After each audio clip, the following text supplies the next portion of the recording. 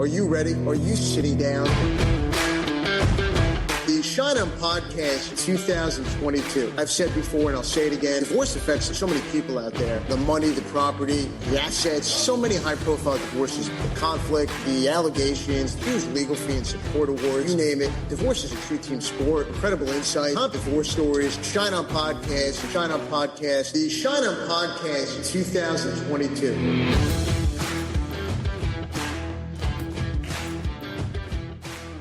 It's episode 44 of the Schein podcast. I'm Evan Schein. We have an outstanding episode today, highlighted by our Schein podcast featured guest, Dr. Tracy Dennis-Tiwary. The interview that's coming up is incredible. Dr. Tracy is the author of the new book, Future Tense, Why Anxiety is Good for You, Even Though It Feels Bad. She's an anxiety researcher in New York City and a psychology and neuroscience professor. The conversation with Dr. Tracy is as good as it gets. It's fun, insightful, and without a doubt, it will change the way you think about your life, how to tackle life's challenges, and it's going to provide a perspective that will pave the way for you to tackle anxieties of all types, relationships, work, whatever it may be. It's going to help you get a handle on how best to deal with anxiety, and most importantly, how you think about it. Producer Dave, happy August to you. I'll tell you what, you have a summer glow. You look fantastic. I mean, you know, people say I never give you a break. It looks like you're on vacation. It's a George Hamilton type tan. It's a permatan. I will not reveal whether it's real or fake. But I assure you, even if I'm in the sun, I am working diligently on the Schein podcast. Producer Dave, you are, and I know you have a great docket prepared, so let's get right into it. All right, sir. And now, let's see what's on the docket. 3 terrific news stories today, Evan. First item comes to us from ABC News. Item 1. ABC News reports the following. The 29-year-old woman was allegedly killed by her ex-husband in a murder-suicide on Monday after she talked about her divorce and healing journey on social media, according to the police. Disturbing case. Evan, your thoughts? Dave, we start with an absolutely devastating and heartbreaking story. As you mentioned, a 29-year-old woman allegedly killed by her ex-husband in a murder-suicide after she opened up about her divorce and journey on social media. And reports are that Sonia Khan had opened up on TikTok about the divorce, and she was open about her marital struggles.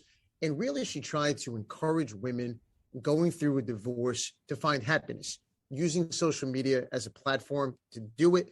And if you see red flags in a relationship, do not ignore them. She also talked about what it was like to go through a divorce as a South Asian woman and the pressure and the challenges associated with finally making the decision to leave her marriage. She was brave to open up and she was courageous, and she wanted to encourage other women to feel the same way. And for this to happen, Producer Dave, as you mentioned, absolutely terrible, devastating, and truly sad. Next item concerns our friend Elon Musk, coming to us from the Wall Street Journal. Item 2. Journal reports Elon Musk's friendship with Sergey Brin was ruptured by an alleged affair. Elon Musk, the billionaire, of course, engaged in a brief affair last fall with the wife of Sergey Brin, prompting the Google co-founder to file for divorce earlier this year and ending the tech billionaire's long friendship, according to people familiar with the matter. I guess I'm not surprised that the friendship ended over this, but your thoughts, Evan? Dave, you know I'm a creature of habit, and each and every morning, as you know I do, before I get my daughter up for the day, I make a cup of coffee, I read the newspaper. Am I crazy, or am I reading about Elon Musk each and every single day, from Twitter to tech to Tesla, and to now tearing apart marriages and relationships, as the reports suggest? Look, it's been one hell of a news cycle for Elon Musk, and it looks like it's only getting worse. You have the alleged affair between Musk and Nicole Shanahan, the wife of Sergey Brin. And as usually is the case, it's way more complicated. You have the business relationship, you have the friendship between Musk and Brin, the financial dealings, the investments by Brin in Tesla.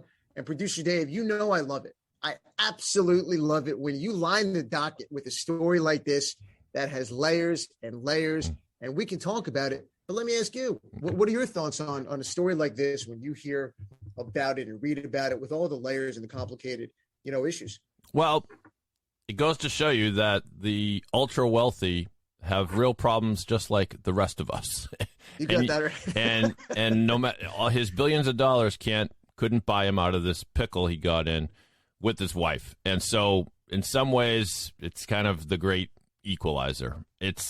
I'll say this though, I don't look forward to the reports about his divorce because I'm guessing if history repeats itself that such a high profile divorce will be prolonged and, as you say, complicated. And Dave, you took it right out, words right out of my mouth. And I have the feeling we'll be talking about this article and this story on podcast episodes in the future. Poor Elon. Who cries for Elon Musk? Nobody. Good. Next item comes to us from People Magazine. Item 3. People Magazine reports that the Big Bang Theory creator Chuck Lorre files for divorce from his third wife, Ariel Lorre, after 3 years. In a quote, It is with much mutual consideration and respect that we have decided to separate, Chuck Lorre and wife Ariel wrote in a joint statement after he filed for divorce. Another high-profile divorce. Your thoughts on this one, Evan? Dave, 3 times is a charm. Well, not for Chuck Lorre, who's apparently splitting up, as you mentioned, from his third wife after just 3 years. Maybe it's the pandemic stress. Maybe it's something else, but who knows? But let me say this. While marriage may not be Chuck Lorre's thing, you know what? He's got a prenup. I mean, Chuck Lorre gets it. Maybe not in the marriage department, but this guy knows how to sign a prenup and execute a contract because reports are that there is a prenup which should dictate how the divorce will be handled and the finances and assets. Good for him, not because he's splitting up, but because he had the foresight to know that if he did, a prenup would absolutely be beneficial to him and the divorce going forward. And Dave, we've talked about on the podcast before how many divorces, high-profile divorces, celebrity divorces that we read about and hear about. And what do we hear? They didn't have a prenup. And what does that look like in terms of the length of divorce, the fees that are spent in terms of litigation and the process? Have a prenup. You'll be happy you had one in the end. Chuck Lorre, good for you. You had a prenup in place. And good thing he did it, too, because Chuck Lorre is probably wealthy compared to the average Joe, but he's not Elon Musk wealthy, I would guess. I mean, he's in entertainment, but done well for himself. But if you have an amount of wealth and it's cut in half in a divorce, and then you have another divorce, and so your half is now cut in half. I'll take you a step further. 2.5 Men and the Big Bang Theory. I mean, you talk about syndication. I mean, You talk about royalties and income and, I think you hit it right on the head. I mean, there's so many layers to it and the income stream and the wealth and, especially given the entertainment industry. By the way, which show do you think was better, 2.5 Men or Big Bang Theory? I think Big Bang Theory was a little more inventive. 2.5 Men certainly had its moments, but I was a big 2.5 Men fan. Yeah, it was Charlie Sheen at the peak of his powers. He even returned to the show after his meltdown, didn't he? But you're right. There are 2 ex-wives of Chuck Lorre out there who get a big smile on their face every time they see a rerun of 2.5 Men or The Big Bang Theory. This most recent woman won't have the pleasure of that, but I presume she'll get something fair. She'll get something out of it. Dave, you could be a divorce attorney with the way you're thinking. The mindset of Chuck Lorre's first and second wife. I love it. We might have to get you on the firm over here. All right, dust off my law license. We're up to the part of the program where Evan gives his thoughts on issues of the day. Today, we'll be talking about whether people in violent marriages shouldn't get divorced. The Schein Spotlight. Dave, this week, we're going to shine a spotlight on Ohio Senate nominee J.D. Vance, and not for good reason. Let me set the stage. According to an article, the Ohio Senate nominee was talking to a high school in Southern California last September, and in response to a question from a moderator, according to the article by Cameron Joseph for Vice.com, Vance seemed to suggest that people need to be more willing to stay in unhappy marriages for the sake of their kids and stay in unhappy and unhealthy marriage, because marriage, it's a contract until death do us part. What an absolutely terrible message, that no matter how toxic, how unhealthy, how horrific, how awful a marriage may be for you or your children, that you should somehow stick it out as you promised you would, and it would be detrimental to children and a cause of making kids unhappy if you got divorced. Now, when it comes to his view of the impact of unhealthy marriages and relationships on children, J.D. Vance is lost. This guy should pick up the phone and talk to the divorce doctor, Elizabeth Cohen, couples therapist, Ellen Bader, therapist, Catherine Woodward Thomas, trauma expert, Britt Frank, or recent podcast guest, Dr. Robert Stern, or so many of the incredible guests that we've had on the podcast, because despite what J.D. Vance may think in the message he seems to suggest, staying in an unhealthy, unhappy marriage, as the research and the data seems to suggest from all the experts that we've talked to on the podcast, this is not healthy for your children. You know, a divorce is a contract, in a manner of speaking, anyway. If not literally a legal contract, it is an agreement, a legal agreement. And when you enter into a contract, say you sign a 12-month lease, and then 6 months into your lease, your mother gets sick in Arizona, and you just have to move out there. You have to. So what do? You break the lease. Now, there might be something in there where you have to pay a month's rent penalty, but that you're not going to have to pay the whole remainder of the thing. That's not the way contract law works. Contracts are broken. Some people say contracts were made to be broken, and then there are remedies for that. So it's not a completely apples to apples comparison, but when you enter into a marriage, most people enter into it, 99% enter into it with good faith. But things change, and there's no reason for people to remain miserable simply because of some agreement they made perhaps years ago. 100% agree, Dave. Our featured guest on this week's episode of the Schein podcast is Dr. Tracy Dennis-Tiwary.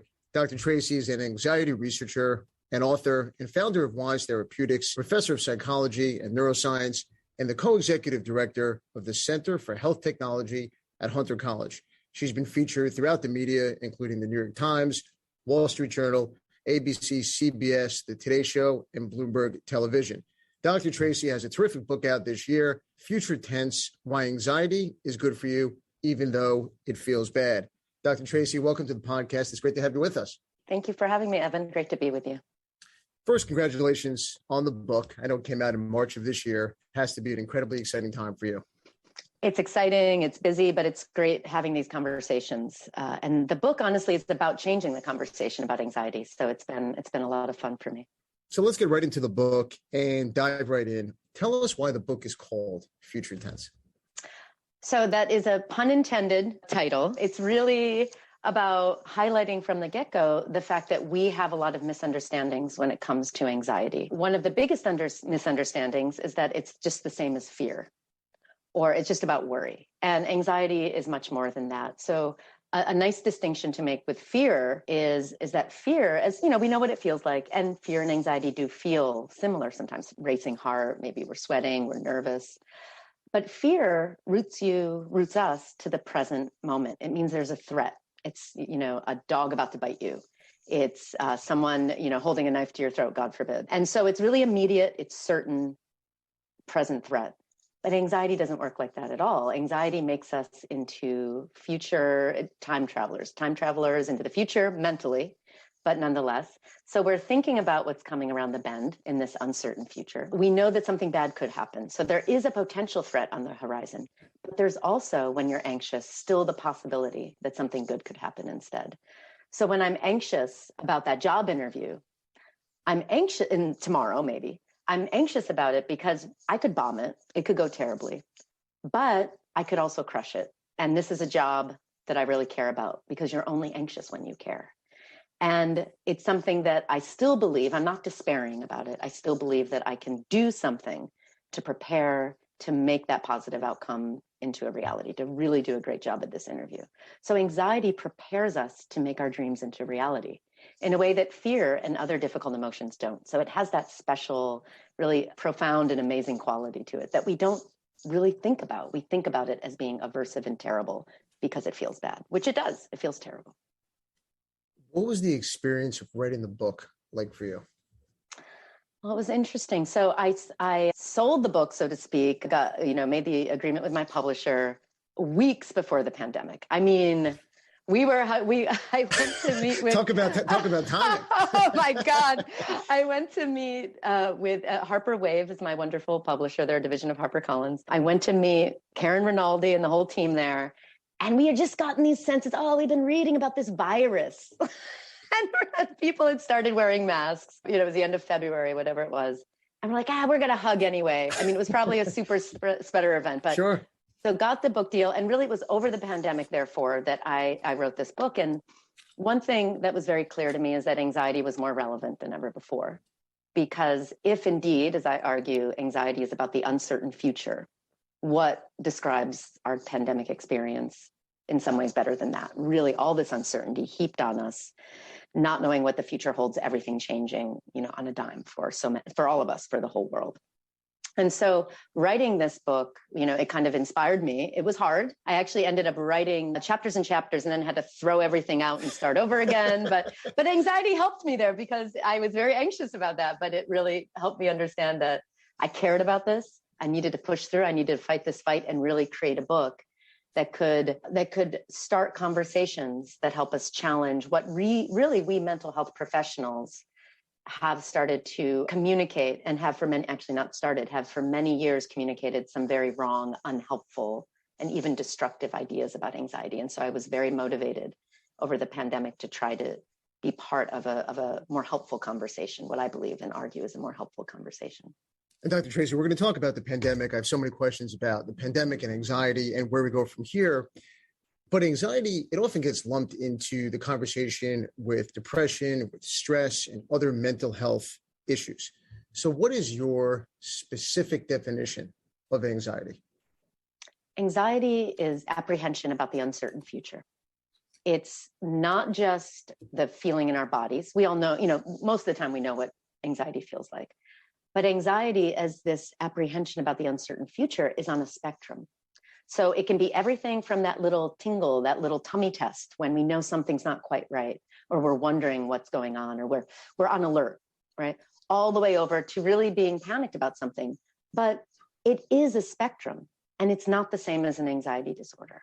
And that's another really crucial distinction to make, because anxiety as an emotion, we can feel incredibly anxious every day, but we will not be diagnosed with an anxiety disorder unless the ways that we're coping with that anxiety are getting in the way of our life. So if I'm a socially anxious person, that means I fear the judgment of others, maybe public speaking, maybe doing podcasts is hard for me. Now, I could feel a lot of anxiety, but that might actually also be information for me that, okay, this is hard, but I really care about this. And this is my body and my mind preparing to do something hard. But that doesn't mean I have an anxiety disorder. It's an anxiety disorder if I start canceling the podcast, refusing to go out in public, not going to parties anymore because I feel awkward at parties. It's that coping, that way of avoiding those challenges that are disrupting our ability to live a healthy, happy, socially connected and, life, and to be able to work and play and do all the things we want to do. So the coping mechanisms, because I'm curious about that, do those take place for people, and we'll get into medication and your thoughts and things that people can do in their own lives, but how does one cope on a daily basis with anxiety in terms of that distinction before the anxiety that someone might experience, let's say whether it's a podcast or public speaking, whatever it may be, before it turns into something like an anxiety disorder? The key is to not immediately avoid the experience of anxiety. And this book that I wrote is not a self-help book in a traditional sense. It's sort of a meta self-help book, because what I profoundly believe in as a researcher for 20 years, as a clinical psychologist, as a neuroscientist, I know that there are great treatments out there for anxiety disorders. I know that we have great science-based self-help. And I, for 20 years, have been trying to contribute to that body of work and these excellent solutions. But then I looked up just a handful of years ago and realized, wait a second, this stuff isn't working. Anxiety disorders are on the rise. They're the most common mental illness. Mental health disorders, suicide, self-harm, all of this is on the rise, and among our youth. So why is it that we can have great solutions and they're not working? This is the mystery. And I believe it's because this disease story that we tell of mental illness, this mindset that we have about our difficult emotional and stress experiences, is setting us up for failure. It was actually, and I make an argument about this in the book, but just a few weeks ago, I actually got some nice confirmation of this approach. Tom Insel, who used to be the director of the National Institute of Mental Health for about 10 to 12 years, he controlled $22 billion worth of funding to do mental health research. It's one of my main funders for my research. He was giving a talk at the Aspen Ideas Festival, and he wrote a book recently about the failure of the mental health industry. And he said, in no uncertain terms, he said, the disease model of mental illness doesn't work. What does that mean? The disease model is in like infectious disease. You find a virus, you find a heart that's not working, lungs that are diseased. You find the disorder, the disease, you eradicate it, and then you have health. But mental health doesn't work that way. So looping back to really answering your question more directly, the only way out and the only way to prevent emotional distress, like an anxiety disorder, major depressive disorder, these kinds of, the only way out is through. You have to engage with those difficult feelings. You cannot avoid them. There's no way to avoid it and to come out. It's like, I'll tell you, don't think of a white elephant, right? Don't think of a white bear. That's that famous kind of, right? Sure. And immediately it pops into your mind. And it's a little oversimplistic, but that's how our emotions work. You have to work with them. You can't suppress them and think that you're going to solve any problems. So that is the absolute first step, to understand you have to work with these emotions. They're not, because they're uncomfortable, doesn't make them dangerous. We are not fragile, and we have the capability to engage with this difficult emotional experience as information, potentially. And then from there, once you're engaged, figure out what to do with it. Sometimes you need to see a therapist. Sometimes you need to exercise. Sometimes you need to go to the doctor to see if there's a medical condition. There's so many. Sometimes you need to do yoga. You need to write poetry. I write very bad poetry, but I love it. It helps me. Whatever works. Whatever works. But you have to first engage with that and not believe that it's a dangerous, destructive thing to have a difficult emotion. Dr. Tracy, you mentioned the experience writing the book and the edits and the anxiety that you felt in terms of all that. So let me ask you, what is your typical level of anxiety on a scale of 1 to 10? And is there a number that people associate with it's too high that should give somebody a concern when they think about it? That's fascinating. I think we're all, listen, we're New Yorkers, you and I, right? So I think New Yorkers run on anxiety like fuel, right? A little bit. Totally agree.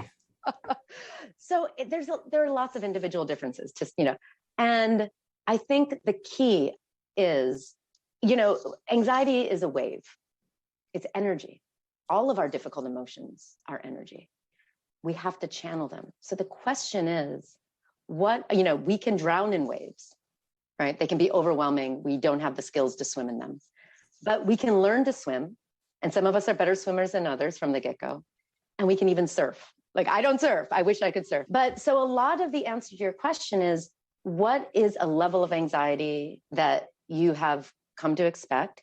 What are your skills? How have you had opportunities and made opportunities in your life to actually build these emotional skills, much like we do exercise, right? So have you don't start running a marathon the first time you ever put on sneakers and try to run around the block, right? So it takes time to build emotional skills, just like it takes time to build physical fitness. But we don't think about anxiety that way. We think that as soon as we feel a sense of anxiety, it's a failure, it's a danger signal.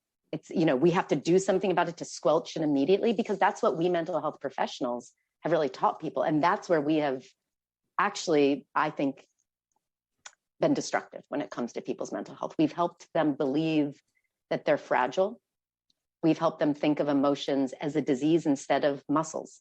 So, Nassim Nicholas Taleb, you might be familiar with his book, Anti-Fragility. He talks about things that gain from challenge and disorder. Our emotions are that way, just like our muscles are. If you don't work a muscle, it atrophies. If you don't strain and work hard to build your endurance as a runner, you will never learn to run. And it's the same with our emotions. So maybe we come into the world more anxious than others, but we have to figure out what our set of skills are to deal with it. How do we channel it? If I weren't anxious at least a little bit, I would never be able to be a scientist, because anxiety helps us persist. It helps give us precision. It energizes us. It helps us care about excellence. I started life actually as a classical musician. Oh, wow. I played the oboe of all things. A lot of people don't even know that. But you have to be really on the obsessive spectrum to really, and I sort of channeled all that when I fell in love with science and decided that this was my journey. So again, it's like, how do we channel it? How do we build the skills? What's our community around us? Because community is so important to help us manage it. All of those are, so I can't give you a number. It's fascinating because when I'm thinking about my own life in terms of being, a matrimonial, a divorce attorney, a trial attorney, someone who lives in a courtroom before the pandemic, 3, 4, sometimes 5 times a week. And I think about exactly what you said in terms of the mindset and how that helps us to pursue a certain passion, a certain career, a hobby, whatever it may be. So I think that's a really important point. You could never have been an attorney, I would argue, without some, I don't know, I don't know what your colleagues are like, but because remember, if anxiety sends us into the future tense, it allows us to think about and prepare for that future. So anytime we're thinking about and preparing for the future, there's this little frisson of anxiety. We just don't call it that. We always pathologize it. That's where we mental health professionals have failed people, because we haven't taught people to make this distinction between living with, Kierkegaard. I hate to bring up Kierkegaard, but 180 years ago, the Danish philosopher, he wrote a whole book about anxiety. And one of the great quotes from that book is, whosoever learns to be anxious in the right way has learned the ultimate. And we mental health professionals have failed people because we have not taught them the concept that there's a right way to be anxious, that it can be an ally. And like any ally, you need to negotiate with it, but it doesn't have to be a signal of danger or disease. No, I love that. Dr. Tracy, what is the practical difference between being anxious over something that we can control and being anxious over something out of our control?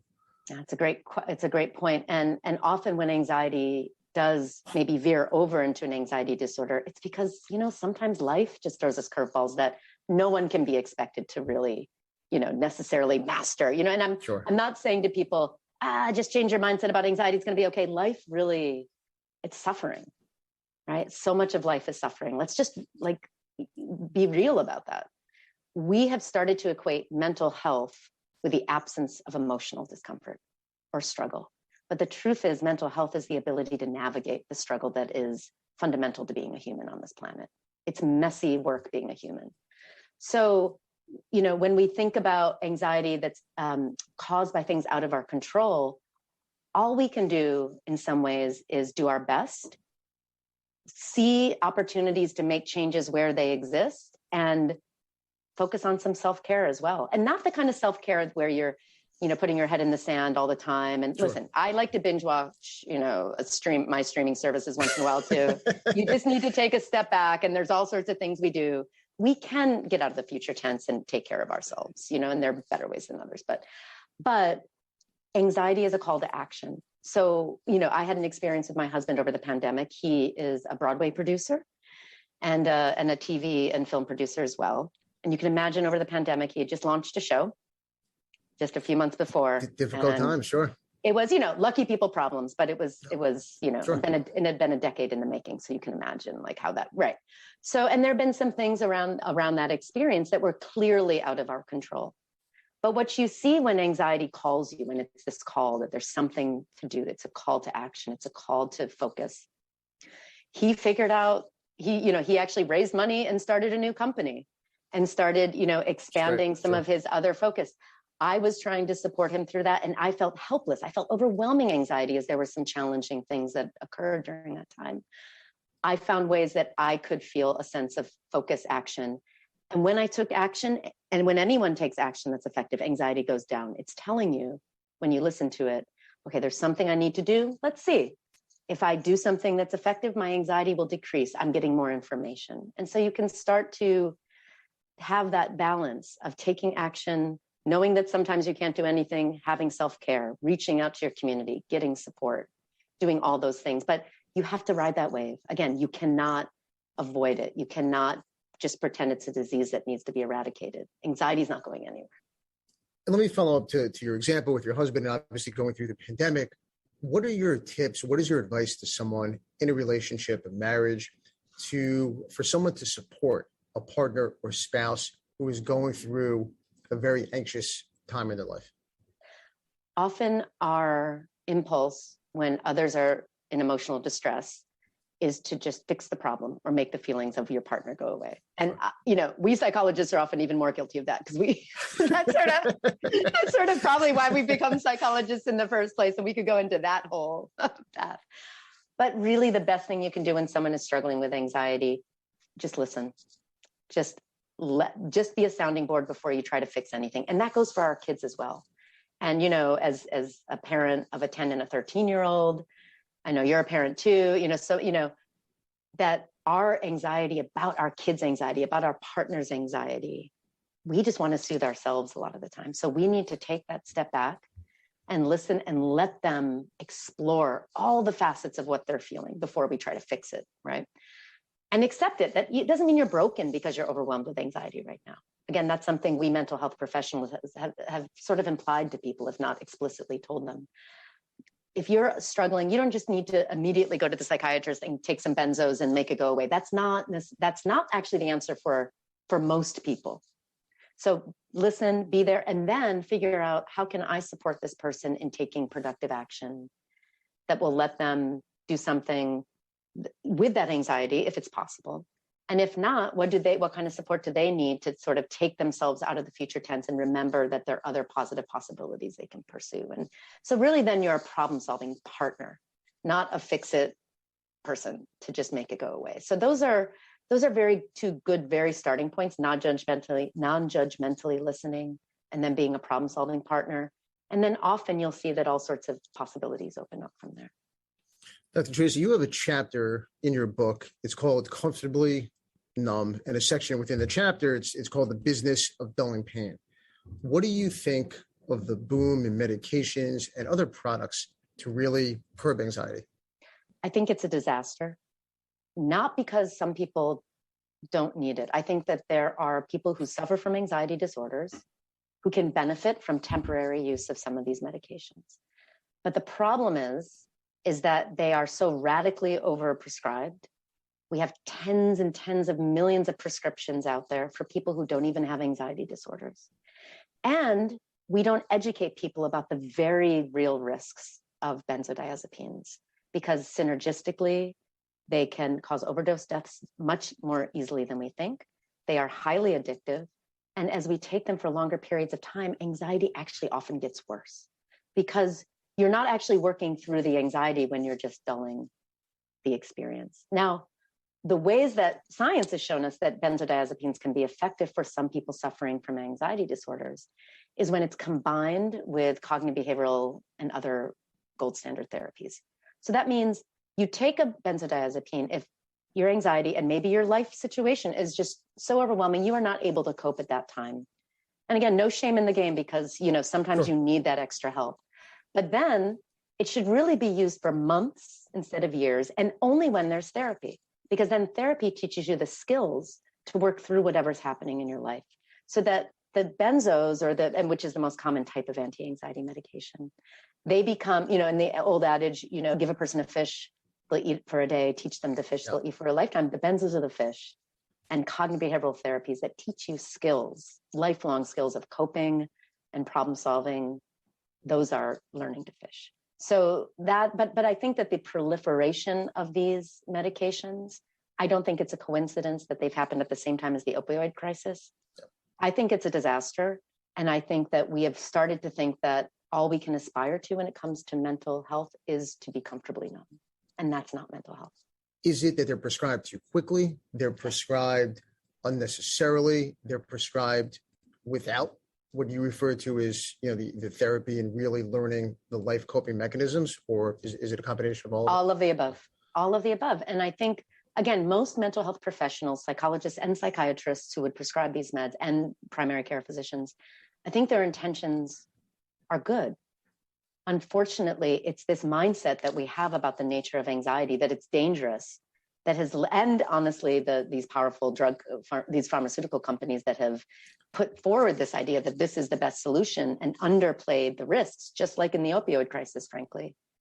I think it's this culture that we've entered into, this disease story of mental illness, that we have to completely blow out of the water. We have to be almost more punk rock about mental health now, because we have to challenge these ways of doing things. Because honestly, if they were working, I mean, I don't see signs that they're working. With more drugs and treatments and great self-help and all this other stuff more than ever, mental health disorders are clearly on the rise. Kids are suffering more than ever. We are doing something wrong. We have to have the courage to question how we're approaching this. And you do exactly that in your book, Future Tense, which is terrific. Dr. Tracy, I want to ask you about electronic devices and social media, because it's often said that these things really contribute to anxiety. Do you agree? And how would you describe the dynamic with social media and anxiety? And what's the remedy, whether it's for adults or kids? That's a lot there, Evan. I'm going to do my best. But I've thought very deeply about this because, kids, at the heart of a lot of what I do, future tense is for everyone. Yeah. But at the heart of what I do on many levels, it's about our youth. It's about the future of our society and of our world. And of course, youth are very maligned, right? We talk about them, Gen Z and millennials, as these sort of screen addicted, sure. Screens have destroyed a generation, and they're all these kind of emotionally useless, fragile, addicted kids, right? And they're not tough, and they don't, I think that's mostly wrong. And I think so I'm always very, I want to stand up for the kids. But here's the thing about screens. No technology is all bad or all good. We have in the media, what's very easy to do when we talk about some of the emerging research and concerns about screens and mental health is that the black and white views, those grab the headlines, right? So it's either screens have destroyed a generation, or everyone's just panicking about this. It's just like television and it's no different. So it's much more nuanced. And of course, I love to live in nuance and no one wants to hear nuance. But what I'll briefly say is that technology is not going away. So saying saying this extreme of screens have destroyed a generation and we have to ban all screens, this is not going to get us anywhere. So what's going to get us somewhere? We have to help our kids become wise digital citizens. They need to understand the risks, and there are some. I don't think that technology causes all anxiety, but I think it's an amplifier. Because what are our mobile devices? They're these giant escape machines.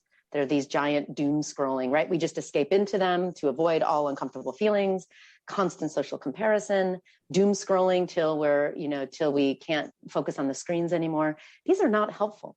But the reason they exist is because they support the bottom line of these companies. So this is a choice by these technology companies. And there's been a lot more awareness in just the past few years about how toxic these algorithms are and how they don't serve humanity at all. They just serve these companies making billions and billions of dollars. But I think we have to fight that from maybe a regulatory perspective. That's another, I think there should be fiduciary responsibility in these companies, but that's another conversation. In the meantime, we have to arm ourselves and our kids with wisdom about what brings you joy when you're using technology, what gets in the way, what's an opportunity cost. So I do allow my kids to be on screens to some degree. I allow my son in particular, he likes to play, Minecraft and a couple games, but I also know that when he's on screens, he's not doing other things. So if it's getting in the way of his doing track after school, which it wouldn't because luckily it's after school, he plays the piano and he composes. Is it getting in the way of those things? Is it getting in the way of person-to-person connection in vivo with each other? Sure. No, you have to find that balance and help kids make those same choices. So it's about navigation. It's about education. I think we know when we feel worse when we're on screens. Like when I'm on social media, I usually don't feel better afterwards. Start taking that as information and finding ways. But people are going to be different. But these conversations have to happen. And frankly, tech companies have to change, and we might need to force them to change with some of the toxicity that is in these digital ecosystems. Is anxiety contagious, particularly within a family? Anxiety is a series of habits. That's why mindset makes such a difference.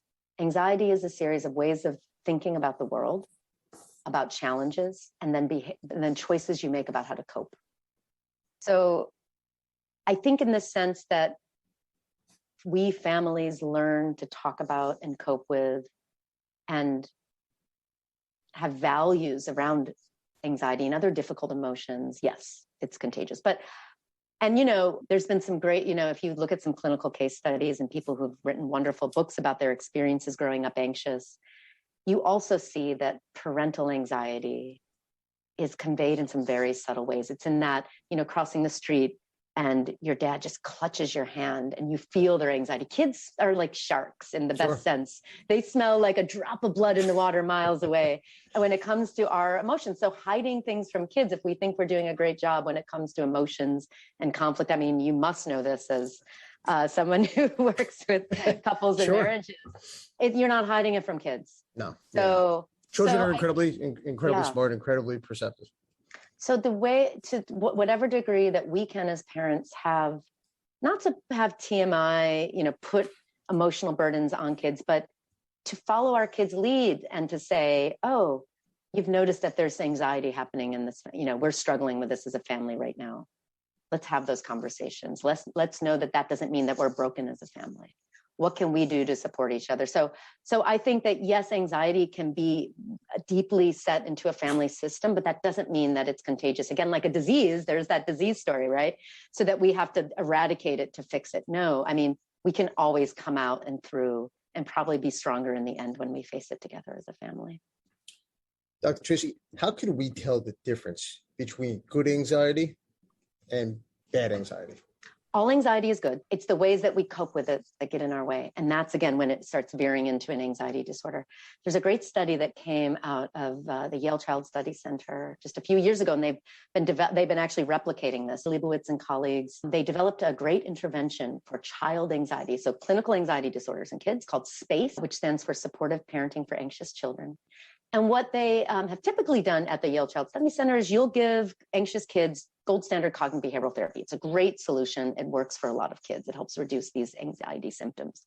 But they actually did studies where they started not giving the kids any therapy at all. They only gave the parents therapy. And what did they teach? And what did they teach?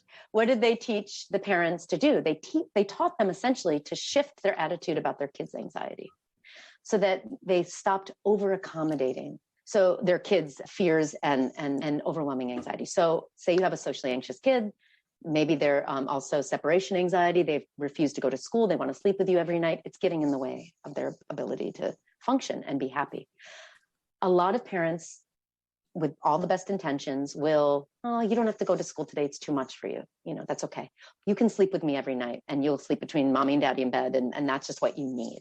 And we want to comfort our kids. We all do, right? But that is actually the most unhelpful thing we can do when kids have gotten into a vicious cycle of anxiety and anxiety disorders.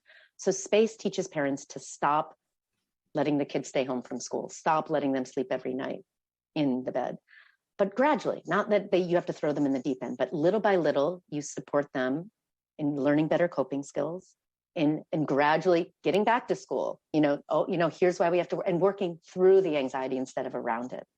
And after 6 weeks of this, of teaching parents to really kind of think differently about anxiety, that it's not unhelpful, that it's actually, we can still work with this. Those kids showed clinical reductions in anxiety disorder severity comparable to if they got therapy themselves. Wow. And so it's remarkable, right? Not to parent blame, but to just make this point that our view, really what shifted was the parents' view about anxiety and how they helped the kid cope with it. We didn't eradicate the anxiety. So that's why I say there's no bad anxiety in that sense. Even though anxiety disorders are terrible and cause a lot of suffering, just to really make that point clear, because I don't want to underestimate that as well. Sure. And you recently wrote a piece in an article for Psychology Today, which was terrific. In the article, you talk about that anxiety is a feature of being human and not a bug. You go on to talk about, and you talk about this in the book, Future Tense, as well. And in the article, you go on to say that anxiety, it's not going anywhere because it's not an illness to be eradicated or defeated. Rather, it's a powerful emotion that evolved so that we could learn to put it to good use. So tell us more about how to change our belief about anxiety. I think one great way to change our belief is to put it into action, right? Because seeing is believing. So if you think about anxiety as inhabiting the same space as creativity, all of a sudden something shifts in your mind. And if you talk to any performer, any artist, any Broadway performer, anyone who creates something, if they don't feel anxiety, and sometimes throwing up in the bathroom before they go on stage to do their big solo, something's wrong. They know that they're anxious when they care. They're anxious when their body is preparing to act, and they know that they can channel it. And they've gotten practice doing it because that's the only way you can really create something. Anxiety inhabits that same space because creativity is the future tense as well. It's about creating something that has never existed before.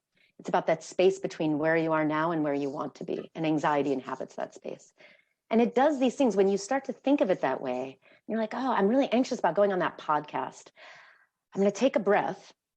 And I'm going to actually know that this is it's my heart pumping blood, right? And oxygen to my brain. That's why I have butterflies in my stomach and my heart's racing, because I'm preparing to actually focus and perform at peak. You make that shift. They did a study, Harvard, I think it was Jameson and colleagues, 2018. And they actually just published a series based on a series of papers expanding on this in Nature just a couple weeks ago. And there's a wonderful article in Scientific American about it. And what they did is they took socially anxious people and they taught that they threw them into the deep end about to do something that was very hard for them, to do a public speech with no preparation. But what they did is in half of the group, they just told the folks and taught them to think of anxiety as a way that their body was preparing to go at full steam, that it wasn't a danger signal. They weren't about to have a panic attack. It was them about to perform at their best for this very hard task. And they taught half the people that, half the people they didn't. And don't you know, the half that just learned for 15 minutes to think of their anxiety in that way, they performed better, their heart rates were slower, and their blood pressure was lower. So they look like people who are primed to do their best.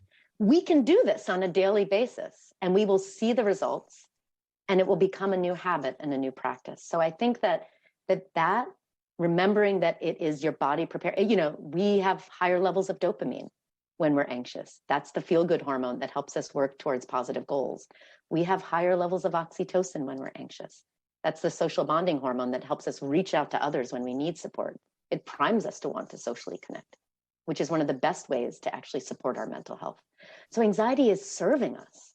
And when you practice that and see it play out in your life, you will get better at it. You will find the ways that anxiety truly is a good force in your life.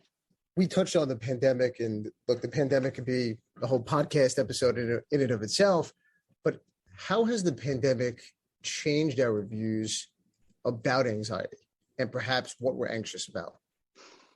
That's a great question. I think, there was this funny thing that happened over the pandemic that was a double-edged sword, which is that it became okay not to be okay emotionally, right? So we were talking about it more than ever before. We were accepting that, sometimes you have to take a mental health day, right? And so we were having these conversations, but the problem with the double edge of that is that it started to veer into this idea that unless we were emotionally comfortable all the time, we just needed to like completely disengage from the challenge in front of us. So it became this extreme, it's sort of, we're now at this extreme again where it's either people saying, just toughen up and pull yourself up by your own bootstraps in this old fashioned kind of way, or, oh, no. If you're emotionally uncomfortable, you have to take a mental health day immediately. And so we've lost some of this grit and this sense of anti-fragility that we actually have to challenge ourselves. So I think the pandemic sort of put us in a crucible of those extremes. We went through many extremes, I think, in the crucible, but that's one of them. And so I think we have to pull back from that and understand, maybe we don't need to be emotionally safe all the time. Maybe that's actually working against us. How do we talk about and figure out a path towards mental health that's active, that's about working to the positive, like skill building, not just eradicating these uncomfortable emotions. So that's, I think, that the real task that we have in front of us now. Okay, mental health is out there. Funding is greater than ever before. It was actually on the back of mental health that the recent gun legislation passed. It was sort of like, oh, mentally ill people are so dangerous. We can't let them have guns. So we better also give people a lot of extra mental health support, which is great, except it's actually pathologizing mental illness. People who are mentally ill are much more likely to be the victims of violence than perpetrators. But nonetheless, we have these great resources, but I think we have to have completely different conversations about mental health. Stop making people feel fragile, push back against this industry, this mental health industrial complex, honestly, that even if we're well-intentioned, is making us feel fragile, is making us feel like we can't cope, we can't engage with these difficult experiences. We have to make this shift now. Tracy, I want to ask you about mental health and accessibility. As a matrimonial and divorce attorney, one of the things I hear from my clients is, Evan, I called 5 therapists. I'm on 5 waiting lists, and people are booked out for months and months. Or I tried to get my child into therapy, and the therapist is booked up. And the next therapist I called, he or she's booked up as well. I know you're the founder of Wise Therapeutics. Tell us your work at that company and also your thoughts on how to make mental health treatment and intervention much more accessible in 2022 for parents and children as we look ahead. It's a crucial question, and thank you for bringing it up. So Wise Therapeutics is a digital therapeutics company. We're very much on the cusp of some exciting developments in this industry, because for the first time, you can have FDA approval for a digital therapeutic, much like you would for a pharmaceutical intervention or other kinds of devices. And so at Wise, we take science, much of it foundational science I've conducted over the past 15 years now, and we're creating mobile games that are clinically validated to reduce stress, anxiety, and we also have pipeline products for depression, addiction, and other disease categories. So again, we're talking about mental illnesses when we're talking about this. So the reason that I wanted to found a company around games for mental health is that, I think that digital by definition will increase accessibility, right? But where the field has been going is that we've essentially made cognitive behavioral therapies and some of these great treatments that are time intensive, still expensive, still hard to, get professionals around. We've lowered the bar a little, but they're still not accessible for everyone. Just because you put it on a screen doesn't mean it's accessible. The second thing is that a lot of these techniques are not actually optimized for screens, because part of our problem is that we're on screens too much. We need to, and you don't want to take the place of really the remarkable healing that can happen in face-to-face interactions completely. You want teletherapy, but you don't want it to completely take the place. And so what we've done with Wise is we've created very brief mobile games. So they're highly engaging, 5 to 10 minutes a day, a few days a week. So it's not keeping you on screens. Clinical validation. So it's not snake oil, because there is a lot of snake oil out there. So science first. And they're a different kind of intervention. These are mindset and nudge interventions. So what you're doing with some of the tools that we're using is you're shifting how people process information about their life, how they think about their life. There are these little levers that we have with, it's kind of the filter we put on the world and the kinds of information we take in. So what the games that we've developed and there are other kinds of tools out there like this, is it helps you shift how you're viewing the world around you so that you can either feel better in the moment, or you can benefit from other treatments, so that your mindset is not, so on alarm all the time that any kind of potential threat in the environment, you're just going to continue to be anxious and avoid, and you won't be able to benefit from good treatments out there. So I think we have to develop more of these brief interventions. I think we have to really make accessible treatments that are low cost, that people in every community can get. But that's not going to be enough, honestly, because sometimes you need full-fledged therapy. So we need to treat mental health like health. So insurance coverage needs to be better. We need to keep fighting for that. With the gun legislation and the expansion of access to mental health resources for lower income people, there's going to be a lot more available. And so that will be really remarkable. 988 is it's like a 911, but for mental health, so that if you have a mental health crisis, you don't call 911, because we know that police coming or certain kinds of personnel coming to deal with a crisis are often not the most helpful. So we're expanding that ecosystem. But what about people who are middle or upper middle class? As you said, there's waiting lists.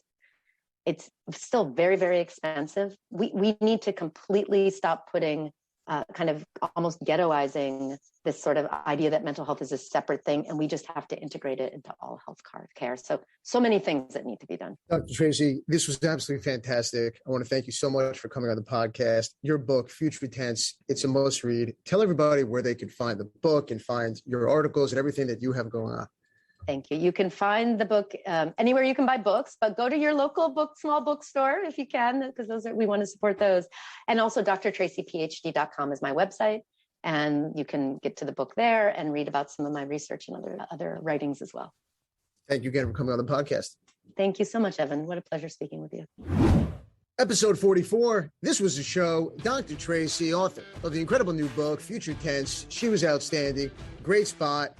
Dave, make a note. We need to get Dr. Tracy back on the show. Producer Dave of the Boston Podcast Network, making it happen. Thank you. Thank you. Always a pleasure. Summer's almost over, but the Shine On mission marches on. You got that right. And Dave, thank you to you and all the listeners. And you can listen to the podcast on all major podcast platforms: Apple, Spotify, Stitcher, iHeartRadio, Google Podcasts, YouTube, and the one and only Pod 617, and wherever else you listen to your podcast. Follow the podcast, subscribe, and send in your comments and questions to Evan at ScheinandDivorce.com. I'm Evan Schein, and I'll talk to you again real soon.